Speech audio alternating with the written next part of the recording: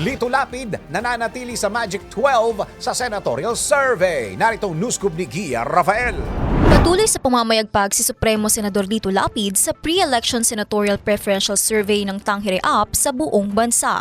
Sa nasabing survey, umabot sa 2,400 na kwalipikadong respondents ang tinanong noong November 6 hanggang November 9, 2024 kung sino ang kanilang iboboto kung ngayon gagawin ng eleksyon. Ikinasa ang Tangere survey sa pamamagitan ng mobile application at stratified random sampling. Nananatili si Senator Lapid sa number 10 spot kung saan nakakuha siya ng 32%.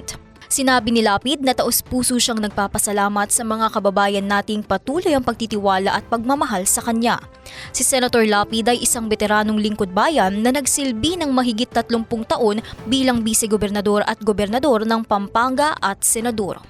At yan ang News Scoop. Ako si Gia Rafael, nagbabalita ng tama, naglilingkod ng tama.